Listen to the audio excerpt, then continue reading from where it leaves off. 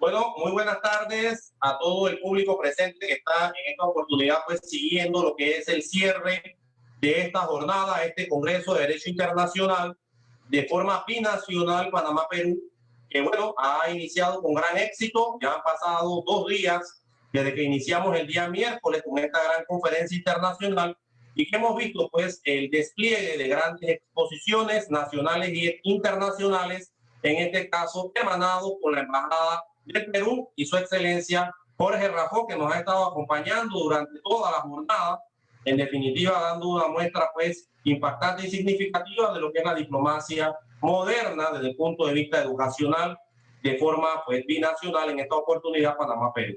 Estamos muy felices, muy buenos reportes, mucha gente en sintonía de distintos lugares de América Latina, no solamente de Panamá y Perú, de Colombia, de Nicaragua, de Ecuador. Hemos tenido reportes y en definitiva para nosotros es muy importante porque estamos tratando pues de que este canal, el canal jurídico, se constituya en Panamá, pero también hacia América Latina es parte de los objetivos.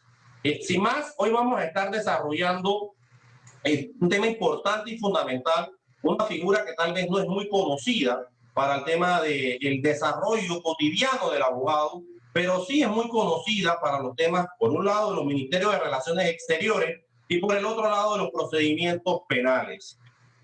Nosotros vamos a tener como primer ponente en la tarde de hoy al profesor Silvio Mesarina García. Él es abogado y magíster en Derecho Constitucional y Derechos Humanos por la Universidad Nacional Mayor de San Marcos, profesor de Derecho de la Integración y Organismos Internacionales y de Relaciones Internacionales en la Facultad de Derecho y Ciencias Políticas de la Universidad de San Marcos, profesor de Actores de las Relaciones Internacionales en la Facultad de Derecho de la Universidad Peruana de Ciencias Aplicadas, asesor legal de la Oficina de Derecho Internacional Público del Ministerio de Relaciones Exteriores y exsecretario técnico de la Comisión Intersectorial de Desarrollo Internacional Privado para estudiar los temas de los tratados en la Conferencia de La Haya. Sin más, apreciado profesor, el magíster Silvio Mesarina García, el auditorio es todo suyo. Muchas gracias, buenas tardes. Es un gusto estar aquí con ustedes. Les agradezco la gentil invitación tanto al grupo académico que ustedes lideran como al embajador Jorge Rafo y a la Embajada del Perú en Panamá. Lo que voy a hacer es, voy a tratar de controlar el tiempo para no excederme. Voy a tratar algunos tópicos muy puntuales sobre cómo entiendo desde el punto de vista del derecho internacional a la situación del sistema extradicional peruano y al mismo tiempo hacer un análisis desde el punto de vista de la teoría del derecho. Es decir, se titula la ponencia El sistema extradicional peruano y su ubicación en el derecho internacional, en tanto que lo que se busca es no tener no hacer no un repaso por el aspecto interno, es decir, procedimental de la extradición, sino analizar desde el punto de vista del derecho internacional y de la teoría del derecho cómo ubicar a la extradición en particular y a la cooperación internacional en general. Entonces, como ven en pantalla, voy a, en primer lugar, tocar el tema de la cooperación judicial internacional y cómo se le concibe desde el punto de vista de la teoría del derecho y cómo podríamos engarzarla con algunas disciplinas jurídicas afines como el derecho internacional privado, de acuerdo a las modernas teorías sobre el particular. Después, algunas ideas básicas sobre el ámbito internacional de la extradición, temas como soberanía, por ejemplo, principios como el de reciprocidad, etc. Algunos aspectos básicos sobre un par de casos sobre derechos humanos y extradición, y finalmente, para dar una idea de cómo se concibe la formalización de la voluntad peruana en el tema de tratados sobre extradición en general, tratados sobre extradición en particular y tratados en general, ver el caso muy interesante de cómo el Perú formalizó su voluntad respecto del tratado de extradición Perú-Francia. Entonces, estos van a ser los 4 temas puntuales. En primer lugar, quisiera tocar entonces el tema de la cooperación judicial y el derecho internacional privado. Hay bastantes cosas que decir respecto de esto. Respecto de la cooperación judicial internacional y respecto al derecho internacional privado, muchos autores modernamente, cuando buscan cuál es la definición de derecho internacional privado, cuál es su contenido, cuáles son las materias que toca, cuál es su ámbito de estudio y cuál es su objeto, en algunos casos, cuando tienen una visión amplia de esta disciplina, colocan a la cooperación judicial internacional dentro de su ámbito de estudio. Entonces, es una preocupación como estudioso del derecho en general poder ubicar un sistema jurídico para poder entender sus instituciones. En ese sentido, tanto la cooperación judicial internacional como el derecho internacional privado se mueven en dos ámbitos. Por un lado, el ámbito internacional, en el caso del derecho internacional privado, en tanto que su objetivo, su objeto, es regular una relación jurídica de carácter privado con un elemento extranjero, es decir, con un elemento de extraneidad. Mientras que en el caso de la cooperación judicial internacional, lo que busca es que dos sistemas jurídicos, uno de ellos el que persigue el delito y otro de ellos el que busca colaborar con el otro sistema jurídico, tenga un encuentro. En ese sentido, se trata de dos disciplinas que se mueven por un lado a nivel internacional, en tanto que se trata de relaciones jurídicas de particulares respecto de un sistema normativo nacional, es decir, por ejemplo, si se busca extraditar a una persona, es en base a un sistema jurídico nacional penal.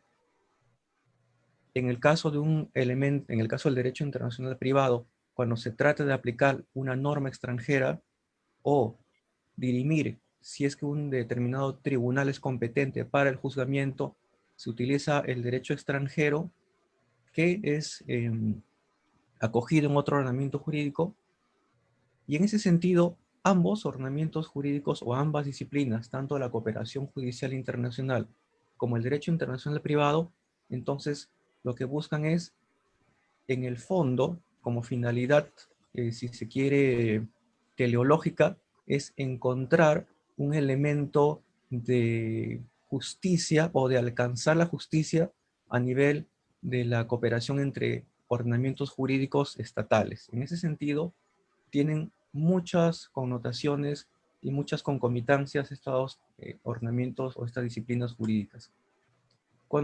Si hacemos una referencia histórica al derecho internacional privado y qué cosa es lo que debe estudiar, eh, los autores alemanes básicamente lo que buscan, de acuerdo al derecho internacional privado, es dirimir un conflicto de leyes. Es decir, cuando en una situación jurídica particular no se sabe qué normativa aplicar. Entonces, para la escuela alemana, el objeto de estudio del derecho internacional privado es un conflicto de leyes. Para la escuela anglosajona va un paso más allá. No solamente es el conflicto de leyes, también es el conflicto de jurisdicciones, es decir, cuál es el tribunal encargado de solucionar ese caso. Y para la escuela latina, que es la escuela del derecho internacional privado, en la que nosotros, en el Perú en particular, nos adscribimos, pues la cantidad de temas que estudia el derecho internacional privado es mucho más amplia. No solamente es el conflicto de leyes, no solamente es el conflicto de competencia judicial, sino también estudia la nacionalidad de las personas y el trato al extranjero. En el caso del Perú, por ejemplo, la nacionalidad está regulada en el artículo 50 de la Constitución, en la Ley sobre Nacionalidad y otras normas reglamentarias. Y en el caso del trato al extranjero, pues se encuentra en nuestro decreto legislativo sobre migraciones y en la ley de extranjería. Ahora bien, el objeto del derecho internacional privado en la actualidad, de acuerdo, por ejemplo, a autores como Calvo Caravaca y Carrascosa, es la relación jurídica privada internacional. Sin embargo, esta concepción del derecho internacional privado viene a ser rebatida por las nuevas realidades de la globalización. Es decir, incluso, seguramente han escuchado hablar del concepto de derecho global, en el que ya no solamente se utilizan las reglas del derecho internacional, sino que a nivel de esta comunidad internacional, con una agenda cada vez más amplia derechos humanos, medio ambiente, migraciones, sanidad, etcétera, engloba incluso realidades que tienen que ver con, no con ordenamientos jurídicos interestatales, sino también con ordenamientos jurídicos o relaciones de carácter transnacional. Esto quiere decir que no solamente se crea un derecho a nivel de fuentes de derecho internacional, sino de fuentes internas o de fuentes internas de los estados o de fuentes que son paralelas a los estados, es decir, fuentes que surgen de la relación entre particulares, de la relación entre comunidades, nacionalidades, etc. En ese sentido, hoy en día el contenido del derecho internacional privado, para poder servir realmente a una agenda internacional, de acuerdo a varios autores, tiene también, como ven en la pantalla, estos tópicos: cooperación judicial internacional, derecho al comercio internacional, derecho laboral internacional, arbitraje comercial internacional y el derecho penal internacional clásico. Y aquí vemos que se ha producido casi una vuelta al concepto que se tenía a inicios del siglo XX, el famoso Código de Bustamante, el Código de Derecho Internacional Privado, que es una norma señera sobre la materia que se adelanta incluso a la labor de la Conferencia de la Haya de Derecho Internacional Privado. En este código, en el libro cuarto sobre Derecho Procesal Internacional, colocaba a la extradición dentro de lo que denomina derecho penal internacional. Es decir, el derecho penal internacional clásico era el derecho de coordinación entre sistemas jurídicos penales, englobaba al denominados como, por ejemplo, temas como la extradición. Es decir, el derecho penal internacional clásico era un derecho de coordinación respecto de sistemas jurídicos y la persecución del delito y la persecución de las personas que habían infringido la ley penal de los estados allende sus fronteras. En ese sentido, es casi un volver a este concepto inicial que se tenía del derecho internacional privado como una disciplina que contenía todas aquellas expresiones que se encontraban más allá de las fronteras de los estados, pero que no venían de una fuente de derecho internacional clásica, como tratados o costumbres. En ese sentido, hay que también acá hacer un paréntesis y recordar que el moderno derecho penal internacional es distinto del derecho penal internacional clásico. El derecho penal internacional clásico tocaba figuras como cooperación judicial en materia penal, por ejemplo, extradición, traslado de condenados, pruebas, etcétera, mientras que el derecho penal internacional moderno es el que se encarga del estudio de los crímenes internacionales, es decir, por ejemplo, aquellos que están en el Estatuto de la Corte Penal de Roma, como los crímenes de guerra, genocidio, lesa humanidad y el crimen de agresión. Y además, algunos autores, como Carrascosa, por ejemplo, hablan del concepto de derecho público internacional. Este derecho público internacional es la expresión de la soberanía del Estado hacia el extranjero, volcada hacia el exterior. Vamos a explicar esto. En el derecho internacional no existe una prohibición para que los estados puedan pretender que su legislación tenga efectos más allá de sus fronteras. Y esto es un ejemplo clásico, es el de la persecución penal más allá de las fronteras del Estado. Por ejemplo, en el caso del Perú, en el Código Penal, se dice que la ley penal peruana es aplicable en el extranjero en algunos supuestos. Por ejemplo, cuando se comete un delito cometido por un funcionario público peruano en el extranjero, cuando se comete un delito contra peruano o por un peruano en el extranjero, cuando el delito, por ejemplo, puede afectar al orden económico peruano, nacional, aunque se haya cometido en el extranjero. En ese caso, se está hablando de los efectos extraterritoriales de la ley penal peruana, en algunos casos también los efectos de las leyes tributarias, en materia tributaria, alcanzan a sujetos imponibles, como se le llama en el derecho tributario, que están fuera de las fronteras del Estado. En ese sentido, está permitido y es reconocido por el derecho internacional que el derecho público de los estados puede ir más allá de sus fronteras. Sin embargo, hay una prohibición del derecho internacional por el principio de soberanía de hacer cumplir de manera coactiva estas disposiciones del derecho interno de los estados.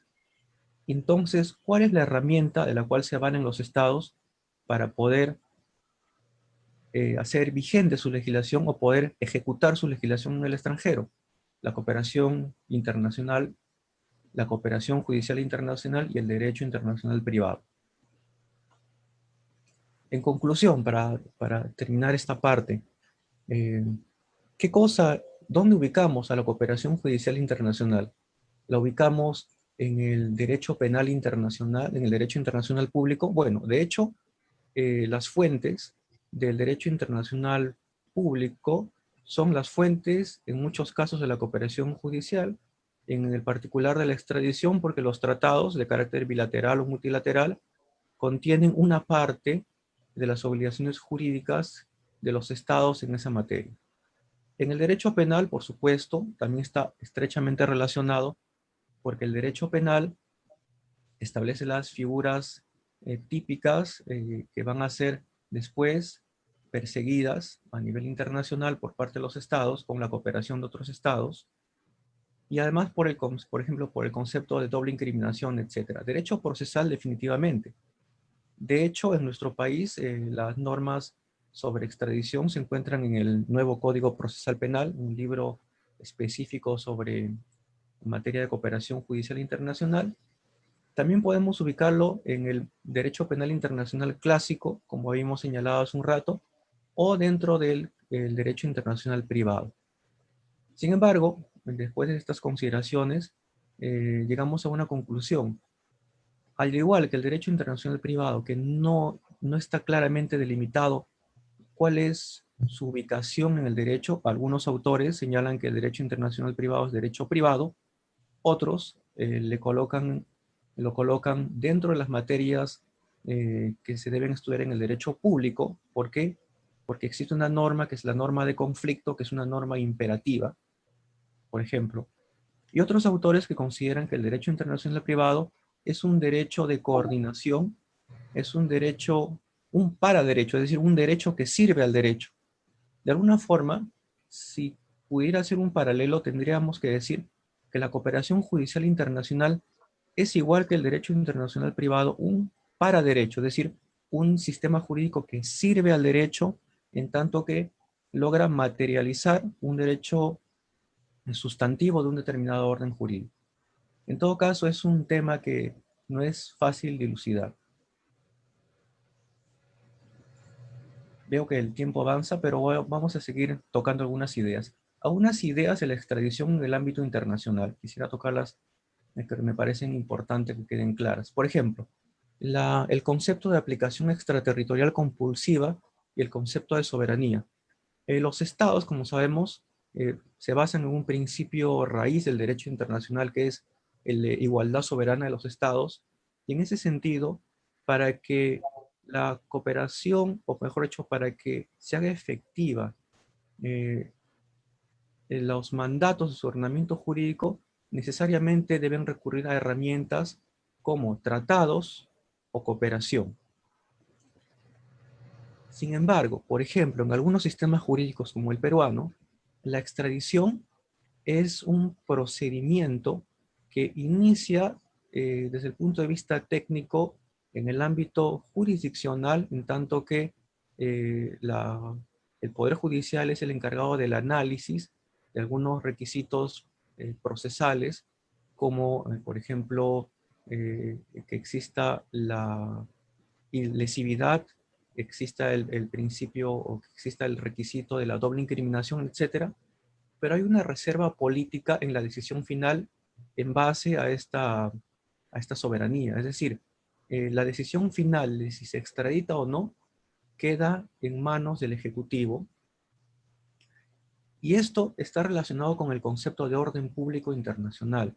El concepto de orden público internacional, desde el punto de vista de la cooperación internacional, tiene que ver con consideraciones de orden fundamental del ordenamiento jurídico. El orden público internacional es es un concepto movible, es un concepto que no es estático, que va evolucionando de acuerdo a la sociedad y que busca preservar los fundamentos básicos del sistema jurídico de un país. En otras palabras, el orden público es las normas imperativas y el orden público internacional son las normas imperativas supremas de un sistema jurídico.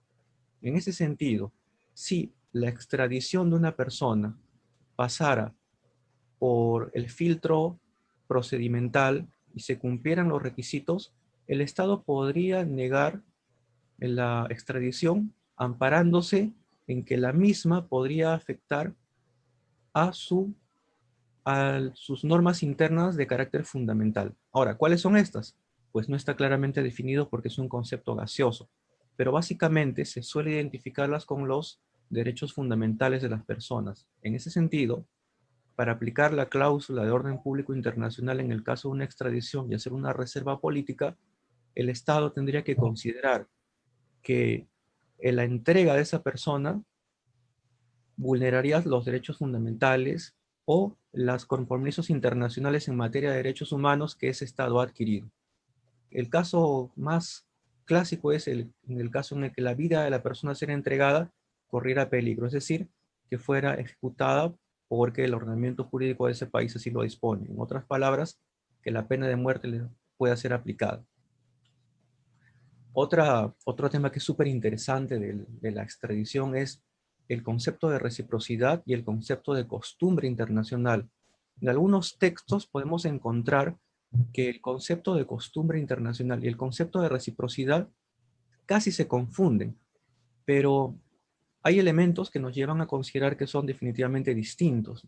La costumbre internacional, como sabemos, tiene dos elementos: una práctica reiterada en el tiempo y una conciencia de obligatoriedad, es decir, entender que se está obrando en base a una obligación jurídica.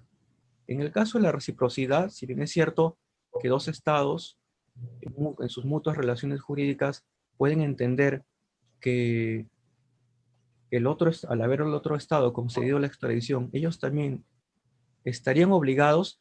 La obligación que surge no es una obligación de carácter jurídico, sino lo que surge es una consideración de carácter político, en tanto que al haberse accedido el otro Estado a extraditar a una persona, no es que el Estado eh, que recibe un pedido de extradición tenga la obligación jurídica de extraditar, sino que lo hace por consideraciones de orden político, porque de no acceder a la extradición, probablemente el otro Estado en el futuro dejará al mismo tiempo de acceder a esta extradición, pero no podría decirse que hay una obligación jurídica de entrega del extraditable, en tanto que se trata de un esquema basado en el do des, es decir, en el principio de yo hago la entrega o llevo a cabo un acto determinado jurídico para que después la otra parte me corresponda. En ese sentido, no existe una obligación jurídica como existe en el caso de la costumbre. A ver, ¿cuántos minutos tengo? Si me dejan revisar, por favor. Bueno, ya se cumplieron los 20 minutos, entonces acá voy a hacer algunas cosas bien sencillas y lo más rápido posible sobre los tratados de extradición y sobre los derechos humanos. Ustedes saben que hay varios casos, bueno, hay un caso que es muy conocido, el caso Wong Ho-Wing versus Perú, que se llevó a la Corte Interamericana de Derechos Humanos, en el que se discutía si es que China había dado las medidas suficientes como para las garantías suficientes como para que no se le aplique la pena de muerte por el delito de contrabando. Básicamente, lo que se discutió acá era si las garantías diplomáticas ofrecidas por China eran suficientes o no. Y acá hay un ingreso del derecho internacional de los derechos humanos en un ámbito que básicamente es cooperación basada en la buena fe, es decir, los estados en sus relaciones mutuas se basan en el principio de buena fe. Por lo tanto, exigir algunos requisitos, como por ejemplo el Tribunal Europeo de Derechos Humanos ha exigido o exige en el caso de las garantías diplomáticas que deben ser otorgadas, en el caso de la probabilidad de la ejecución de una persona que va a ser extraditada, pues las toma la Corte Interamericana de Derechos Humanos. Algunas de ellas pues son ciertamente bastante razonables, como por ejemplo el carácter eh, general o el carácter vago de la garantía. Por ejemplo, si revisamos el caso del señor Wong, eh, la primera nota de China decía, hacía una referencia a la legislación de China, diciendo, en el caso de la China se ha cambiado el Código Penal y ya no existiría el delito de pena, la pena de muerte para el delito de contrabando, ¿no? Eso es, por ejemplo, bastante vago, pero posteriormente China envía otras notas que si uno las revisa son bastante precisas, dándole garantías al Perú de no solamente no aplicar la pena de muerte, sino que incluso permitir que el Estado peruano o veedores del Estado peruano pudieran vigilar el cumplimiento del compromiso adquirido por China. Y también hay otro caso acá en el Perú, un caso del expediente 5461, un proceso de habeas corpus, un recurso de agravio constitucional. En el Perú, un recurso de agravio constitucional es una medida que se interpone para que el Tribunal Constitucional en última instancia pueda pronunciarse sobre un habeas corpus que ha sido denegado en primera instancia por un juzgado penal o en segunda instancia por una sala penal. Y el Tribunal Constitucional, a mi juicio, de una manera bastante discutible, ha pedido que se cumplan 3 requisitos para que se pueda conceder la extradición eh, respecto de las garantías que el otro Estado va a dar sobre la no aplicación de la pena de muerte. Y la primera es que comprobar la identidad del funcionario responsable que da la garantía diplomática, que normalmente es por una nota. Esto, como sabemos, debería bastar que la nota simplemente sea entregada porque las embajadas, de hecho, representan al gobierno, de acuerdo a la Convención de Viena sobre Relaciones Diplomáticas, de manera efectiva. Entonces, toda comunicación entre la embajada y el gobierno debería entenderse que es una comunicación absolutamente fiable y válida. El segundo requisito es que las garantías diplomáticas deberían permitir identificar a las autoridades, a entidades responsables de preservar la vida de las personas involucradas. Y el tercero es que se permita monitoreo. Bueno, en ese sentido, para resumir y concluir, con este tipo de requisitos que estaría exigiendo, que está exigiendo el Tribunal Constitucional respecto de las garantías que ofrecen los estados, se está rompiendo de una forma con el principio de buena fe de los actos administrativos y judiciales de los estados, en específico, y buena fe en general, porque se entiende que una representación diplomática, cuando habla, lo hace a nombre del Estado y por lo tanto un compromiso en ese sentido es un compromiso de la mayor seriedad. Entonces, exigir que un Estado dé requisitos adicionales a los que son tradicionales o usuales en el derecho internacional, pues es una forma de hacer ingresar el garantismo del sistema de derechos humanos en un sistema jurídico como el de cooperación, que tiene otra dinámica y otra lógica. Por ejemplo, el caso del derecho internacional privado también tiene otra lógica. El derecho internacional privado no se basa en la comprobación de los requisitos de un sistema jurídico en particular, sino se basa en el tener como presupuesto de acción que los sistemas jurídicos de los estados son coherentes y que respetan el debido proceso. En ese sentido, por ejemplo, este tipo de nuevos conceptos o de nuevas formas de pensar la cooperación judicial, eh, si bien es cierto que no es absurdo, tiene cierta lógica, de alguna forma hace repensar la institución jurídica de la cooperación judicial y de la extradición en particular. Bueno, viendo que el tiempo está ya bastante transcurrido y me acerco a los 30 minutos, en este punto les agradezco por la atención y quedo atento a cualquier pregunta que se quiera hacer. Muchas gracias. Muy bien, despedimos al doctor Silvio Mesarina, compañero y amigo pues de la delegación peruana que nos ha estado acompañando durante todos estos días de este gran congreso internacional que hemos desarrollado de forma exitosa. Nosotros como Grupo Guía, como la Embajada también del Perú acá en Panamá y nuestra Academia de Derecho Administrativo, consideramos que la educación es un pilar fundamental. La educación es el arma más poderosa que puede usar para cambiar el mundo, dice el maestro Nelson Mandela. Es por ello que nosotros mantenemos ese norte, esa verticalidad, en definitiva, como norma esencial para poder transformar e innovar. Este congreso lo hemos llamado también, aparte de Derecho Internacional, un congreso de innovación, un congreso de educación y un congreso de capacitación continua, que son los nortes en ese sentido de todas nuestras organizaciones. Bien, sin más, entonces vamos a presentar al profesor Agustín Alexis Almario Castillo, licenciado en Derecho y Ciencias Políticas de la Universidad de Panamá. Tiene maestría en Derecho Penal y Derecho Procesal Penal, maestría en especialización del Derecho Procesal en la Universidad de Panamá. Tiene distintos cursos de sistema procesal acusatorio, de blanqueo de capitales, de derechos humanos, cooperación internacional. Ha colaborado como formador en la Escuela del Ministerio Público, Oficina de Implementación del Sistema Penal Acusatorio, OISPA, es docente universitario. De igual manera, se desarrolla pues, en este momento como fiscal de circuito en la Fiscalía Superior de Asuntos Internacionales de la Procuraduría General de la Nación. Sin más, nos dejamos entonces con el profesor y fiscal Agustín Alexis Almario Castillo. Adelante, maestro.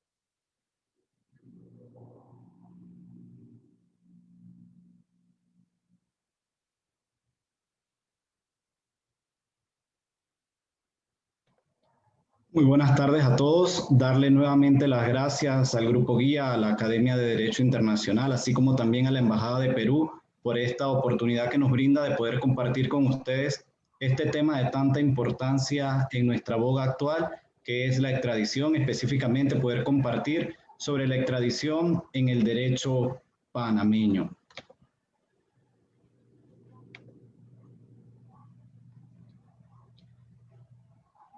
Mi antecesor, el doctor Mesarina García, ha adelantado algunos aspectos teóricos, por lo cual ha simplificado un poco mi presentación, así que eso es también muy productivo para poder cumplir con el tiempo otorgado. Debemos indicar primeramente que el proceso de extradición tiene como objeto central el lograr que una persona que se encuentra dentro de un territorio que es requerida para una investigación penal o para el cumplimiento de una sentencia sea trasladada a otro territorio debidamente privada de libertad. En ese sentido, la extradición podemos circunscribirla en tres grandes ramas. La extradición activa, que es el caso en que el Estado panameño solicita a otro Estado la extradición de una persona. La extradición pasiva, que es en el caso en que otro Estado solicita a la República de Panamá a una persona en extradición. Y la extradición en tránsito, que es que una persona que ha sido entregada en extradición por un Estado es entregada a otro tercer Estado y tiene que, para poder ser entregada, pasar por el territorio de la República de Panamá. En esta presentación vamos a circunscribirnos principalmente a la figura de la extradición pasiva, que es cuando otro Estado solicita a la República de Panamá a una persona en extradición. Como bien indicó el doctor Mesarina García, debemos indicar la naturaleza del proceso de extradición. En la mayoría de los países del continente americano, la extradición se caracteriza por tener un sistema mixto, es decir, que es de carácter gubernativo judicial, inspirado en el sistema belga-holandés. En ese sentido, la extradición, la decisión definitiva, como es en el caso de Perú, en la República de Panamá también va a corresponder a las autoridades del órgano ejecutivo por conducto del Ministerio de Relaciones Exteriores.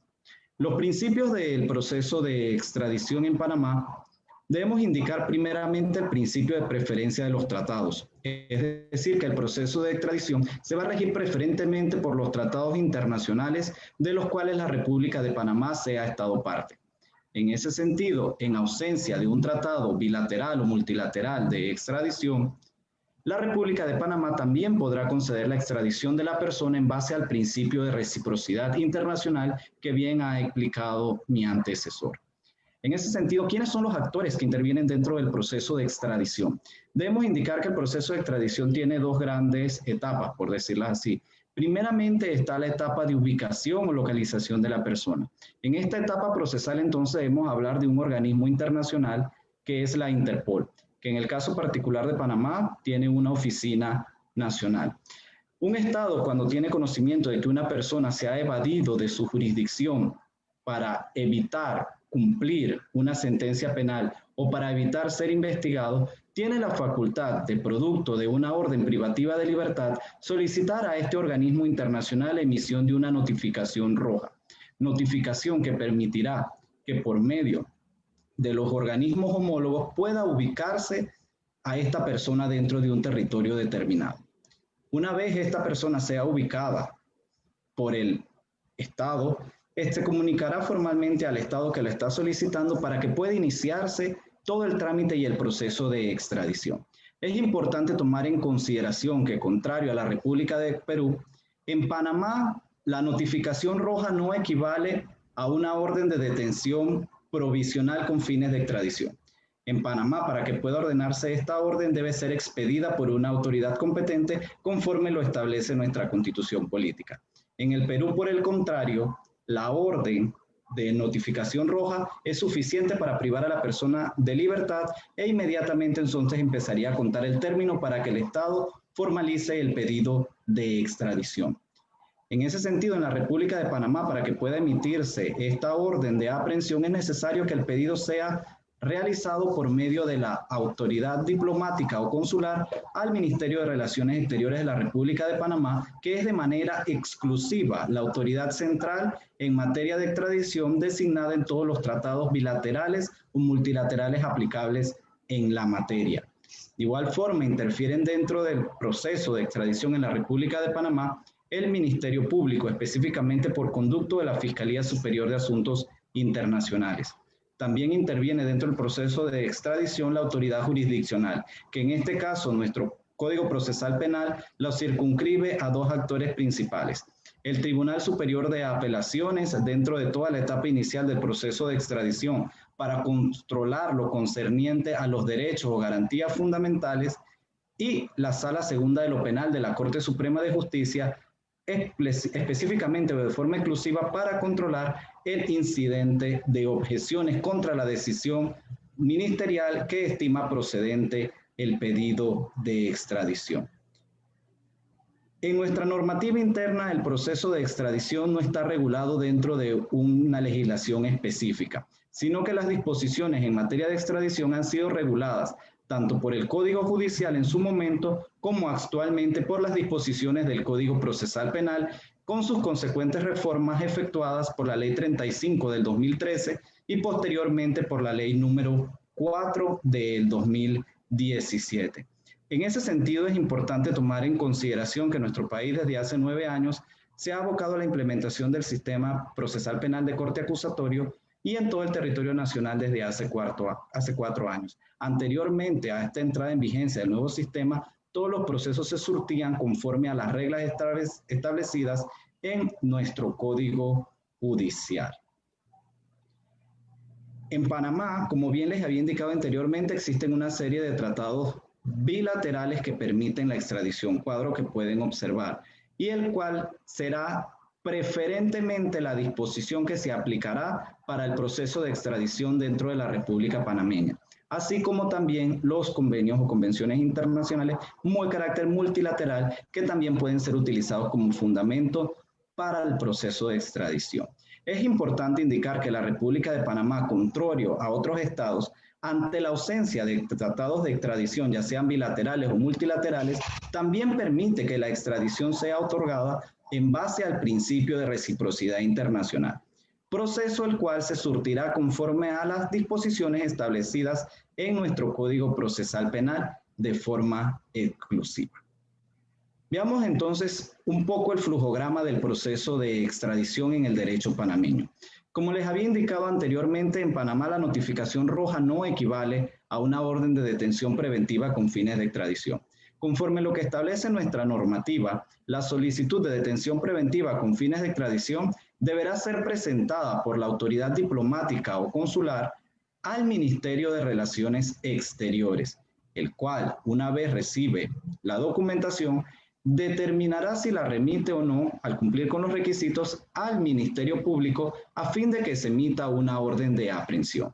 Es importante destacar que nuestro Código Procesal Penal, nuestra normativa interna, exige que el Estado requirente aporte una promesa formal de que se compromete a presentar el pedido de extradición dentro del término oportuno. Que este término oportuno, ¿cuál será? El que establezca el tratado bilateral o multilateral aplicable, o bien el término de 60 días, que es el que establece el artículo 525 del Código Procesal Penal. El Ministerio Público, una vez recibe esta documentación, la analizará y determinará entonces la emisión de una orden de aprehensión con fines de extradición. Orden de aprehensión que se ejecutará por medio de nuestros brazos auxiliares de la Policía Nacional, la Dirección de Investigación Judicial, la Oficina Central Nacional de Interpol, Panamá. Una vez que se ejecuta la aprehensión, deben garantizarse todos los derechos, garantías y derechos convencionales, legales y constitucionales a los cuales tiene derecho toda persona que es privada de su libertad.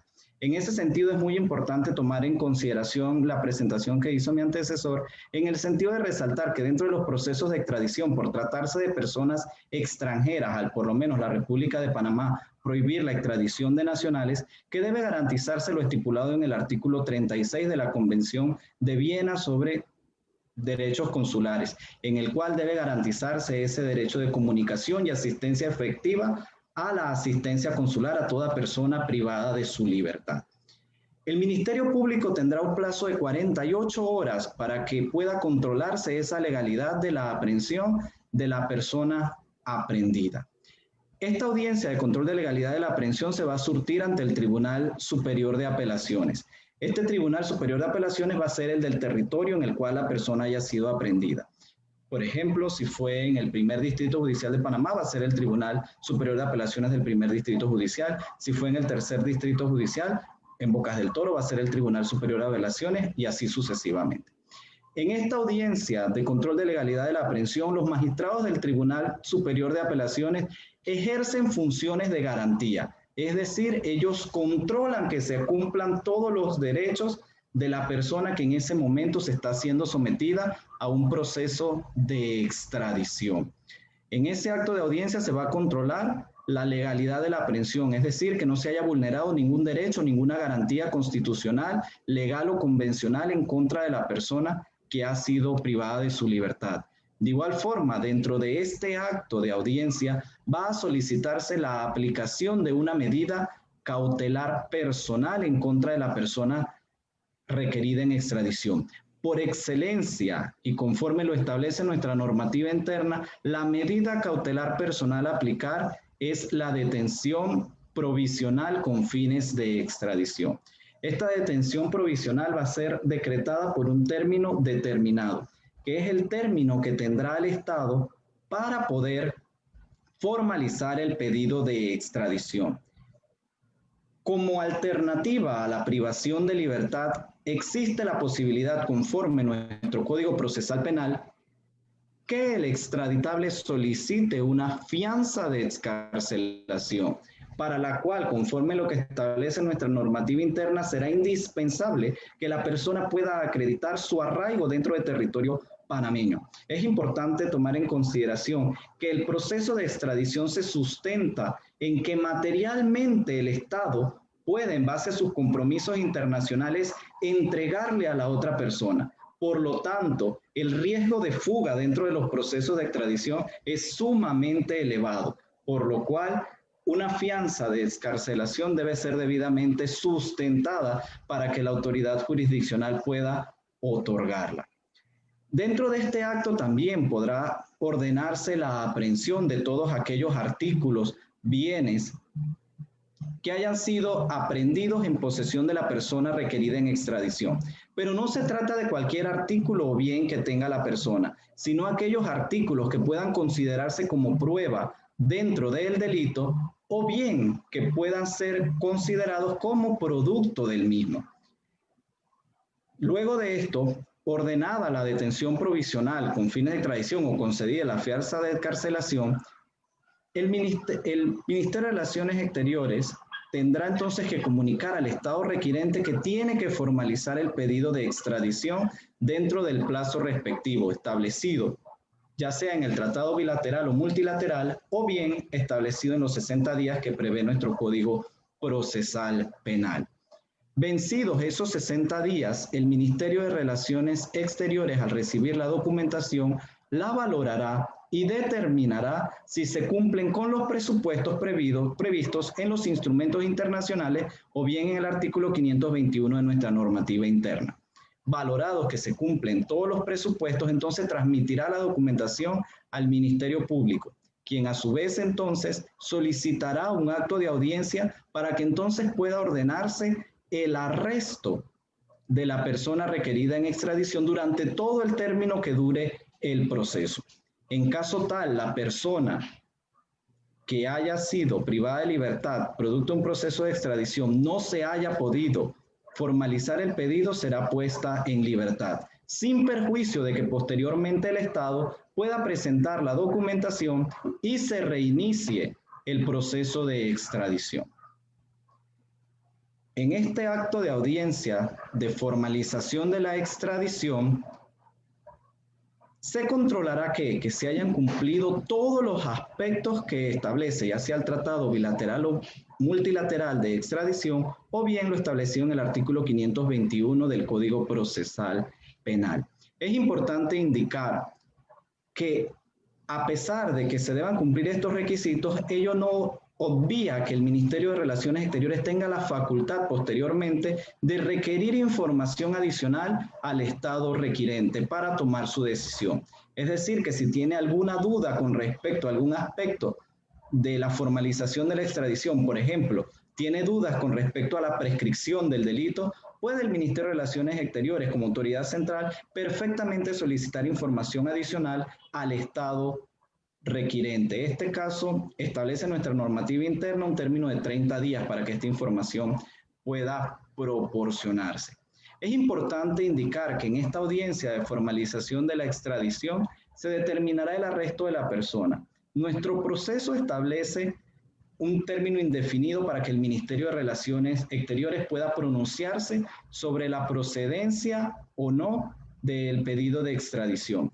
No obstante, el Tribunal Superior de Apelaciones y anteriormente nuestra Sala Segunda de lo Penal de la Corte Suprema de Justicia estimó que era necesario e importante establecer un plazo.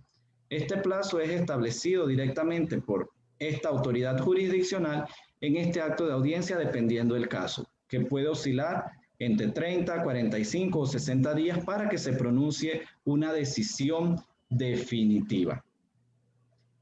Tendrá entonces el órgano ejecutivo, por conducto del Ministerio de Relaciones Exteriores, que pronunciarse en el fondo, es decir, estimar si es procedente o no el pedido de extradición. Esta decisión deberá ser notificada personalmente al extraditable. Y contra esta decisión de la procedencia del proceso de extradición, cabe un recurso jurisdiccional, que es el incidente de objeciones, el cual la defensa técnica de la persona requerida en extradición deberá presentar ante la Sala Segunda de lo Penal de la Corte Suprema de Justicia dentro del término de 15 días. Posteriormente a estos 15 días va a convocarse a una audiencia por parte de la Sala Segunda de lo Penal, donde se escucharán los argumentos con respecto a las causales de objeción que se tengan contra esa decisión que ha adoptado el órgano ejecutivo. En caso tal, el incidente de objeciones sea considerado fundado, el Ministerio de Relaciones Exteriores dejará en libertad a la persona, es decir, por las conductas de la Sala Segunda de lo Penal, y en caso tal el incidente de objeciones sea decretado infundado, entonces corresponderá al órgano ejecutivo determinar la entrega de la persona requerida en extradición. Esta entrega será conforme a lo previsto, ya sea en los instrumentos internacionales o bien en los términos previstos en nuestro Código Procesal Penal. Como bien indicaba mi antecesor en esta ponencia, además de los recursos normales que se presentan dentro de un proceso de extradición, existen también otros recursos alternos que han sido ensayados por las diversas defensas técnicas de los extraditables. Háblese de acciones de amparo de garantías constitucionales, habeas corpus, incidentes de nulidad, incidentes de nulidad ante la Sala Tercera de lo Contencioso Administrativo, que también se han aplicado dentro de estos procesos. No obstante, el flujograma que les he presentado es de modo general el flujograma de la extradición pasiva dentro del territorio de la República de Panamá. Es importante indicar que en cualquier momento la persona que ha sido requerida en extradición puede dar su consentimiento para ser entregada. Es decir, puede que al momento de que sea llevada a la audiencia de control de legalidad de la aprehensión se le explican los motivos por los cuales está siendo requerida en el estado requirente, la persona diga inmediatamente que él consiente ser entregada a ese estado, que él se va directamente y que puede ser entregado. Pero si no es en este primer acto inicial, la persona tiene la facultad de hacer esto dentro de cualquier etapa del proceso. Y para ello bastará que ella presente su consentimiento. Es importante indicar que este consentimiento manifestado es irrevocable. Es decir, la persona no podrá posteriormente arrepentirse por cualquier motivo de ese consentimiento que ha prestado. Es importante de resaltar este aspecto, ya que la extradición es una figura que también se sustenta en la relación recíproca entre los estados y en la costumbre internacional, como bien lo ha indicado mi antecesor. Toda vez que sería muy mal visto en base a la buena fe internacional y a las relaciones internacionales que el Estado panameño le diga a un Estado, te entrego a la persona en extradición, y luego 2 semanas siguientes o la misma semana que ya tienen las autoridades aquí para buscar a la persona haya renunciado, que ya revocaba ese consentimiento y la persona no sea entregada. Por lo tanto, este consentimiento es previamente informado y es irrevocable. El derecho interno panameño establece dentro del título que regula el proceso de extradición una figura muy propia de nuestra normativa interna, que si bien no es parte del proceso de extradición, es una figura que está contemplada dentro del mismo, y es la figura de la entrega simple y condicionada. Esta figura se sustenta en el orden público y en el interés social. Es decir, es una facultad del Estado panameño, del órgano ejecutivo. Para que esta entrega simple y condicionada se entregue, no importa que exista un proceso penal dentro del territorio panameño o esté en ejecución una sentencia dentro de un proceso local. Una de las características que establece la entrega simple y condicionada es que la persona que es entregada deberá ser devuelta al territorio de la República de Panamá una vez haya cumplido la pena en el estado al que es entregada, en el caso de que se trate de una persona para el cumplimiento de sentencia, o bien para una vez que la persona haya sido condenada o haya sido absuelta dentro de ese proceso. Es importante destacar que en este aspecto nuestra normativa procedimental establece la no prescripción de la acción penal o de la pena. Es decir, que una vez la persona retorne a territorio panameño, deberá cumplir o enfrentar el proceso del cual es objeto o deberá continuar cumpliendo la pena privativa de libertad que le fue impuesta. Es importante destacar que esta orden de entrega simple y condicionada que otorga el órgano ejecutivo tiene prevalencia sobre cualquier otra orden o recurso que sea presentado u orden previa. Es decir, si hay una orden dentro de un proceso local, la orden de entrega simple y condicionada, conforme lo establece nuestra normativa interna, tendrá prevalencia. La extradición activa, también haré algunos breves comentarios. Conforme la reforma efectuada por el Código Procesal Penal y la diferenciación de funciones establecidas en el artículo número 5 de nuestro Código Procesal Penal, se ha concedido de forma exclusiva que la extradición activa sea ordenada por las autoridades jurisdiccionales panameñas.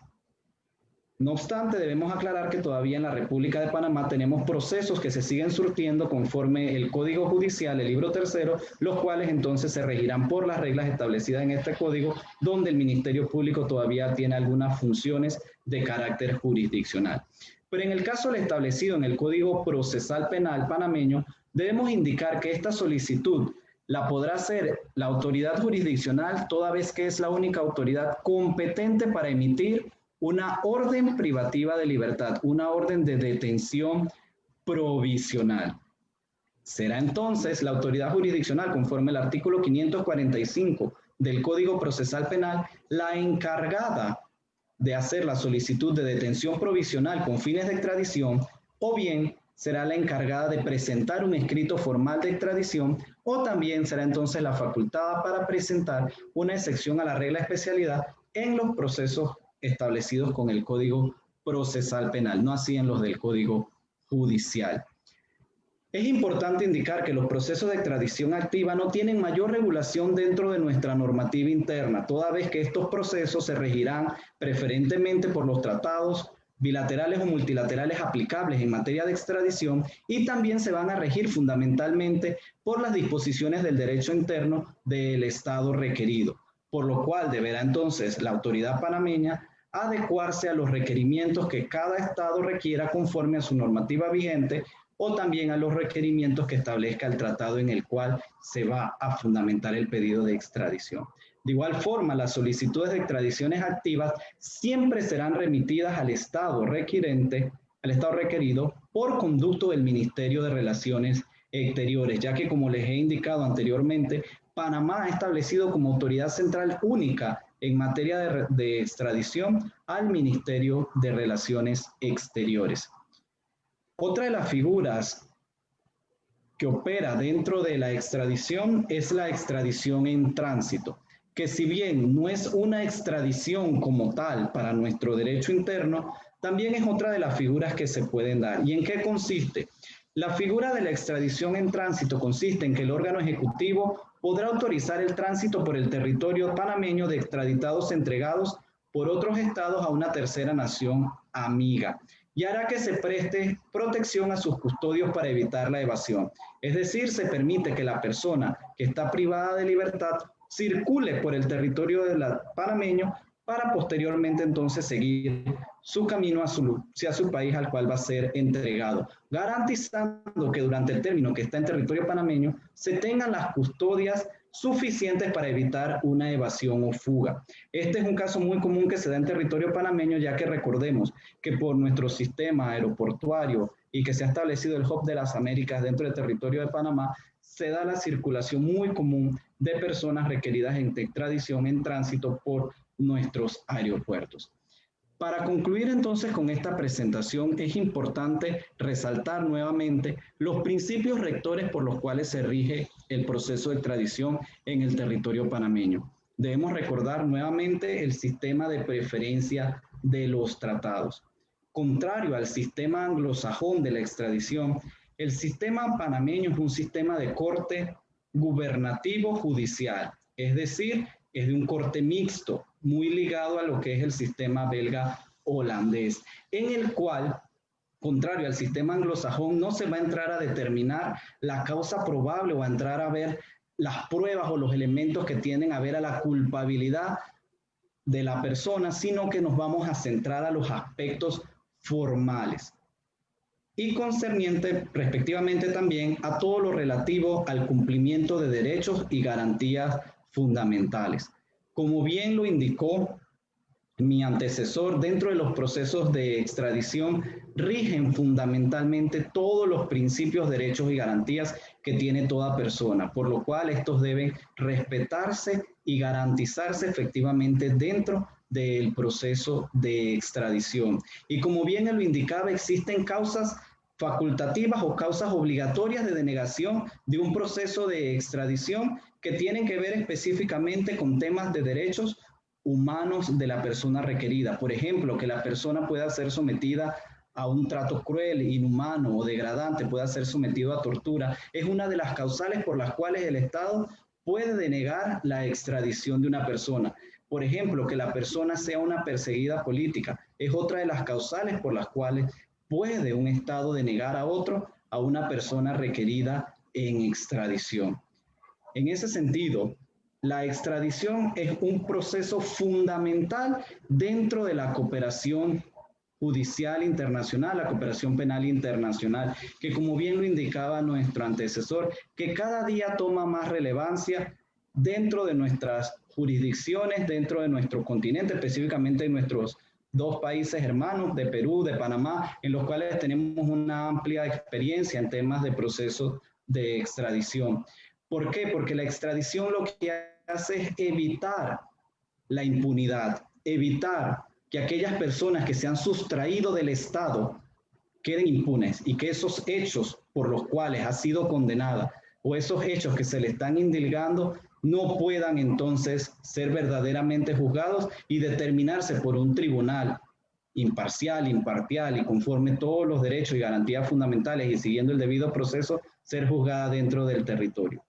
Por lo tanto, esta es una figura de la cooperación internacional que debe seguir siendo estudiada, debe seguir siendo profundizada, ya que es fundamental. También es necesario seguir adecuando a los nuevos estándares internacionales, por lo menos las nuevas tendencias que establece el continente europeo con lo que es la orden de detención y entrega, así como otras figuras modernas que también se han establecido en tema de extradición, caracterizándola como un proceso para hacer efectivo el jus puniendi del Estado, pero también como un proceso para hacer efectiva el evitar la impunidad de los delitos, evitar que cualquier hecho quede sin sanción. Entonces, respetando el término de 30 minutos que se me ha concedido, les doy las gracias por esta oportunidad. Quedo abierto a cualquier interrogante que tengan. Así que muchas gracias nuevamente. Muchísimas gracias al profesor fiscal Agustín Alexis Almario Castillo por esta extraordinaria exposición. Hoy estamos con un reloj suizo, señor embajador. Estamos totalmente on time porque hemos tenido las presentaciones 30 minutos, pero viene, como decimos acá en Panamá, lo nutrido de la presentación, que es parte del coloquio, es parte del conversatorio que vamos a desarrollar por un espacio aproximado de 15-20 minutos y algunas preguntas que han realizado las personas, porque están pendientes, más de 50 personas acá en Panamá pendientes a la transmisión.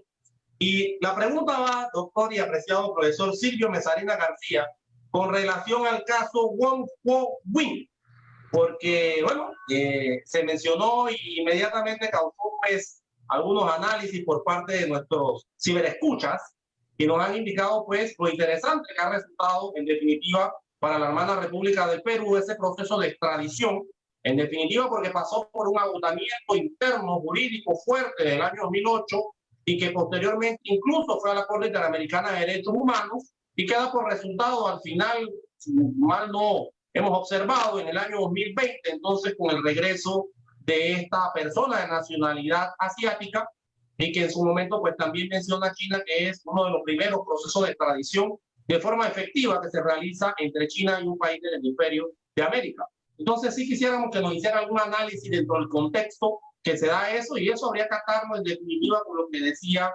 de igual manera el doctor y el profesor Almario, con relación a cómo trató en todo esto Perú de tratar de salvaguardar los temas de dignidad, los temas del buen trato, los temas de cómo se iba a desarrollar y a los compromisos que adquiere China posteriormente. Adelante, doctor. Muchas gracias. Sí, es un caso muy interesante, el caso del señor Wong. Se llega ante la Corte Interamericana de Derechos Humanos porque a pesar de que a nivel interno todavía existía una resolución del Tribunal Constitucional que había denegado por un habeas corpus la extradición. Sin embargo, subsistía todavía una resolución consultiva de la Corte Suprema respecto de la extradición que sí la consideraba procedente. En ese sentido, había una suerte de atmósfera de posibilidad de que este señor pudiera ser extraditado, en tanto que todavía estaba pendiente esta resolución que les decía de la Corte Suprema. Y bueno, fue ante el Sistema Interamericano de Protección de los Derechos Humanos, que como sabemos primero se inicia en la comisión y luego llega ante la Corte. Y lo que hace la Corte Interamericana es hacer un análisis de cuáles son las garantías, hace un desarrollo de cuáles son las garantías que debe tener una persona que está en esta etapa en la que va a ser extraditada.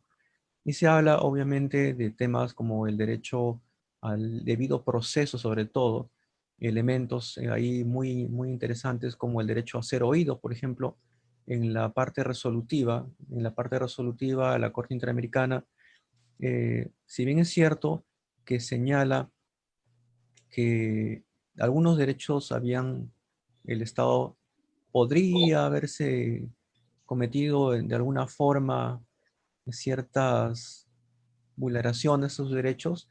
La idea sobre todo es que el procedimiento fue muy largo, que el procedimiento se prolongó demasiado, que no se le dio en algunos casos la oportunidad de ser oído, y lo que hace la Corte finalmente es falla diciendo que se toma una decisión definitiva respecto del señor Wong, es decir, que se le extradite de una vez o no, o que se niegue la extradición, pero que no se mantenga en esta especie de limbo en el que se encontraba. En tanto había una resolución, como le decía, del Tribunal Constitucional favorable a él, es decir, a su amparo, el amparo que le había pedido el habeas corpus era que no se le extraditara, porque el Tribunal Constitucional también consideraba que no existían las garantías para que no se le aplicara la pena de muerte,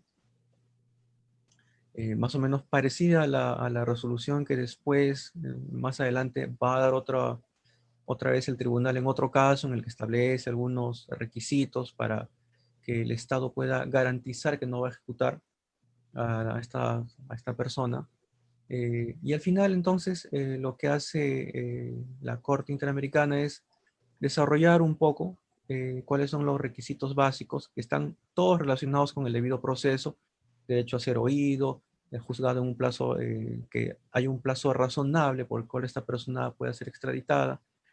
Y el elemento central es que la Corte toma para sí o hace suyos estos requisitos que como garantías debe dar al Estado, ¿no? Es un tema que en lo particular y desde un punto de vista crítico podría decir que son discutibles cuando menos, en tanto que se entiende que el mecanismo de la cooperación judicial es un mecanismo que está basado en la buena fe, es un mecanismo que está basado en el entender que el sistema jurídico del otro país ofrece las garantías suficientes como para que, de hecho, se tenga un trato entre iguales. De hecho, los estados adquieren obligaciones internacionales, los estados llegan a cabo acuerdos en el entendido que estos van a ser cumplidos. Es un principio básico del de buena fe en el derecho internacional en general y de los tratados en particular. Entonces, en ese punto sí soy crítico de esa resolución de la Corte Interamericana y también de la del Tribunal Constitucional, que establece los requisitos un poco más acotados respecto de lo que estableció la Corte Interamericana y el Tribunal Europeo de Derechos Humanos, pero también el aspecto en el que dice la Corte que el Estado debería tomar una decisión. Ahí el Estado, la Corte Interamericana no ha tomado en consideración que el señor Wong pues, llevó a cabo una serie de actos, varios habeas corpus, accionó judicialmente contra la resolución que llevaba a cabo, que accedía a su extradición. Entonces, de alguna forma, él también es el que hace que este procedimiento se dilate bastante. Entonces, atribuirle al Estado peruano responsabilidad cuando al contrario ha permitido que esta señora acceda a todos los recursos posibles, entonces ahí me parece también por lo menos discutible.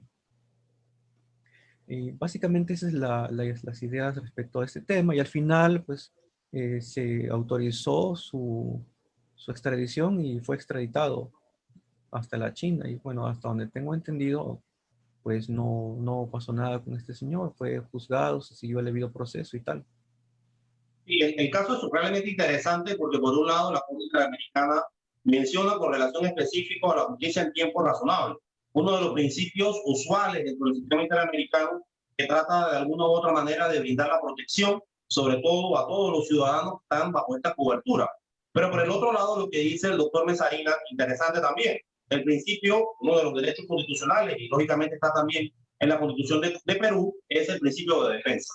Esa posibilidad de agotar todos los recursos jurisdiccionales que tiene la persona para tratar de extender el proceso o mantener el proceso vivo siempre y cuando considere a esa persona pues, que no le esté siendo beneficioso las sentencias que le ha determinado. Entonces, es un tema a debatir, ¿no? Por un lado, si desde el 2008 se estaba debatiendo este tema, sin embargo, por el otro lado, a esa persona se le dieron todas las oportunidades, las prerrogativas constitucionales y legales para que pudiera ejercer su defensa, que es importante, y su presunción de inocencia, que siempre es fundamental. Lo interesante de este tema, que me llama poderosamente la atención, al igual que a las personas que están pendientes a todo esto en la conferencia virtual, es que se llegó a un entendimiento, y eso es lo bueno, eso es lo maravilloso de los temas de cooperación, de los temas de relaciones recíprocas, bilaterales o multilaterales entre los países, porque al fin y al cabo China dice, bueno, muy bien, hagamos la extradición, vamos a respetarle el derecho a la defensa, vamos a respetarle el derecho a la vida, vamos a respetarle sus garantías y vamos a respetar también que sea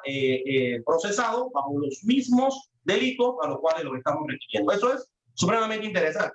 Pero muy bien, doctor y profesor Almario Fiscal, alguna de las preguntas de los ciberescuchas es precisamente con relación a esa solicitud que se realiza al inicio, sobre todo por parte del Estado, que está obviamente pretendiendo esa extradición al Ministerio de Relaciones Exteriores.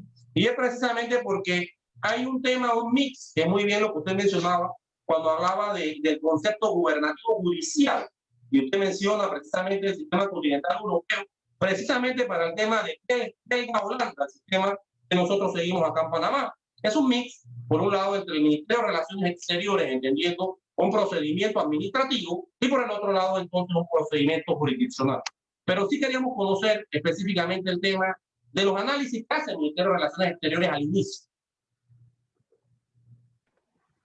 Muchas gracias por la pregunta. En la parte inicial del proceso de extradición, como les decía, está constituida por la detención provisional con fines de extradición, que es una solicitud que va a realizar el Estado requirente por conducto de su misión diplomática o su representación consular si no tiene una representación diplomática. Al momento de hacer esta solicitud, el Estado requirente, ¿qué deberá aportar? Son los elementos esenciales, es decir, tiene que hacer una identificación de la persona que está siendo requerida en extradición, tiene que establecer la existencia de una orden privativa de libertad expedida por una autoridad competente dentro de su territorio, así como también debe, dentro de esta primera solicitud, indicar los hechos por los cuales está siendo requerida en su país. En ese sentido, además de cumplir con estos requisitos, que es lo que al final van a caracterizar o determinar la emisión de una orden de aprehensión, debe constar esa promesa formal. Si el Estado no se compromete formalmente a presentar ese pedido de extradición dentro del término oportuno establecido en el tratado bilateral o multilateral, la República de Panamá no podrá ordenar una detención provisional. Esta primera parte del proceso de extradición es bastante sencilla, por decirlo así, ya que es para garantizar que la persona sea privada de libertad, dando al tiempo al Estado para que entonces pueda presentar toda la documentación que sustenta que él ha podido emitir una orden de detención dentro de su país, o si no también los suficientes elementos que le permitieron el juzgamiento y la condena de una persona dentro de su territorio. Es decir, en esta primera etapa el Ministerio de Relaciones Exteriores verificará esto, que se cuente con una individualización de la persona requerida en extradición, también verificará que se tenga la existencia de una orden o medida privativa de libertad expedida por autoridad competente dentro de su territorio, así como también que exista la promesa formal de que será presentado el pedido de extradición dentro del término oportuno. Porque como les decía anteriormente, en nuestro país, la notificación roja per se no equivale a una medida de detención provisional, como sí lo equivale dentro de otras jurisdicciones, por ejemplo, nuestro país hermano del Perú. Muy bien, otra preguntita que nos han hecho llegar acá vía web, internet, WhatsApp, es precisamente que nos aclare de forma rápida el artículo 36, precisamente del Convenio de Viena. Hay algunos interrogantes con relación a ese tema. Sí.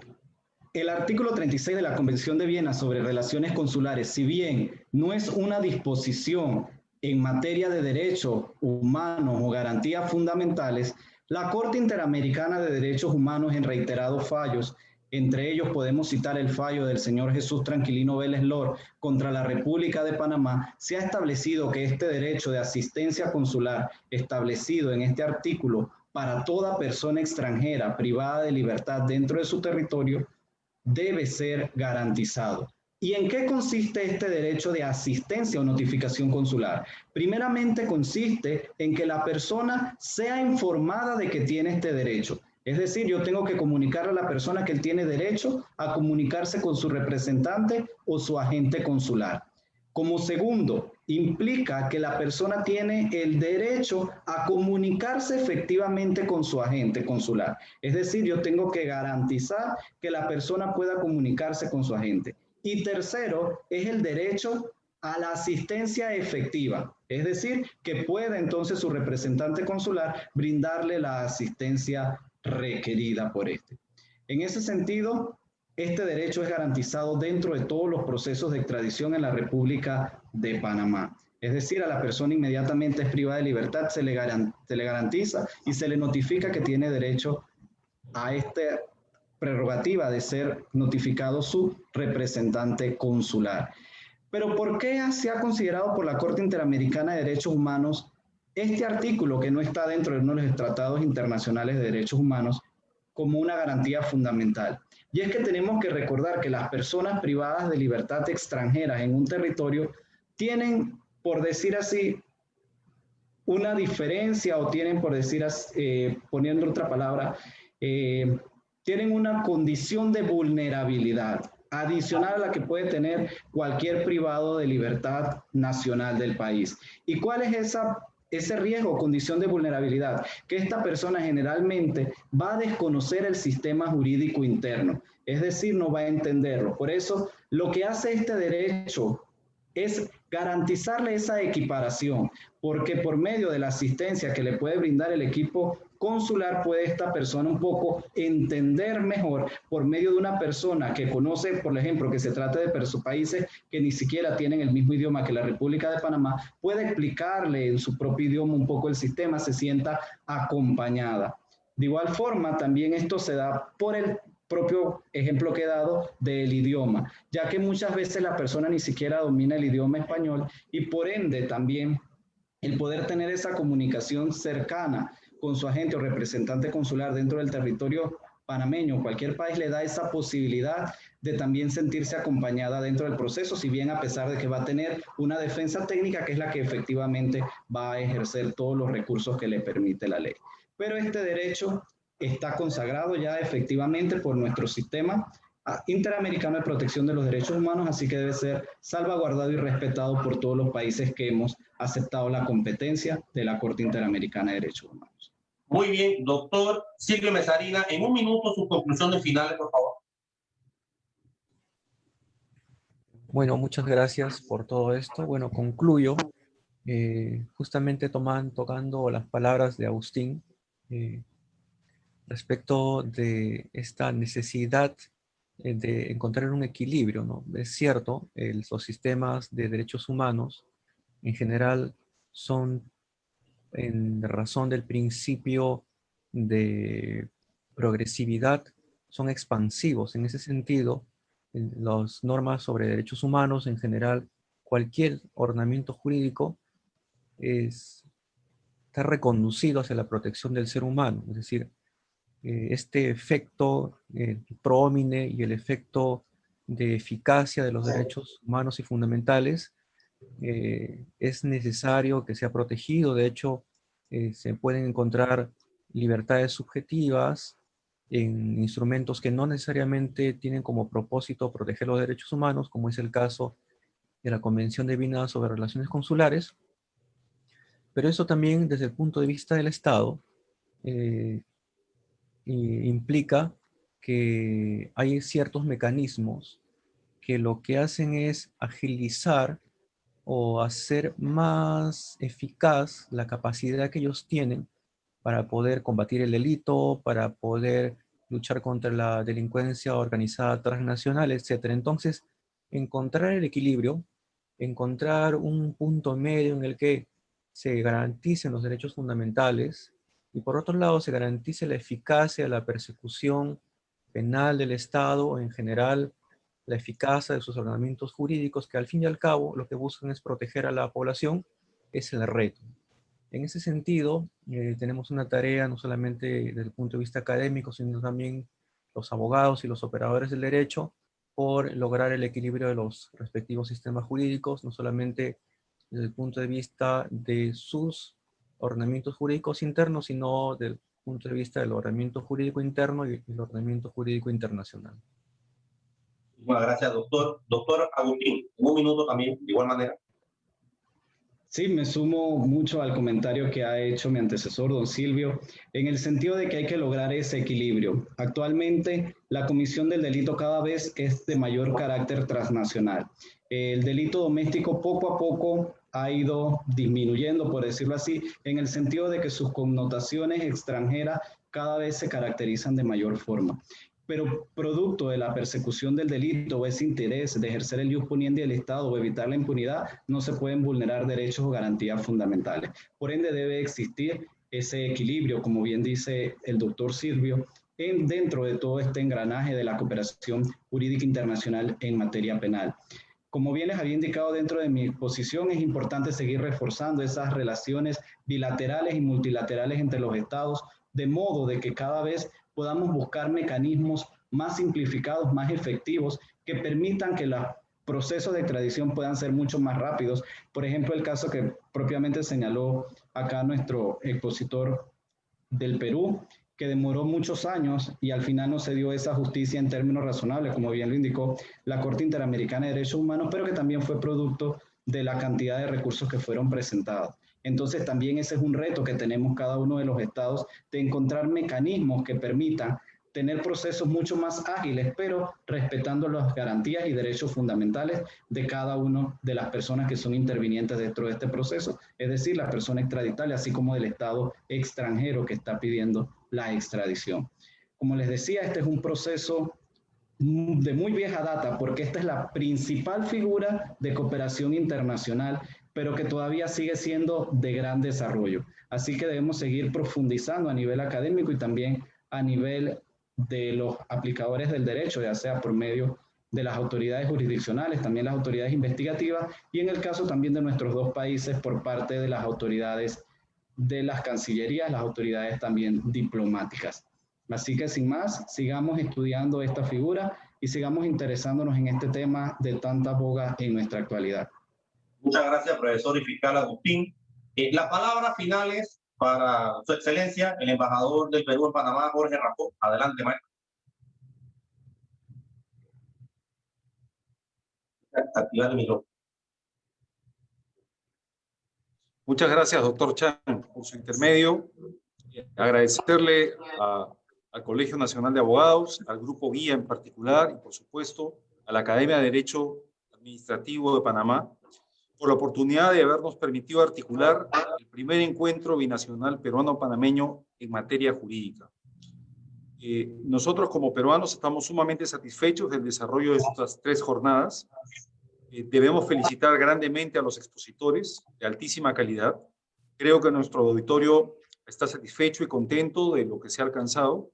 Esto es un primer paso a nuevos entendimientos que vamos a desarrollar con la iniciativa y el empuje que caracteriza tanto al Grupo Guía como a la Academia de Derecho Administrativo y, por supuesto, al Colegio Nacional de Abogados.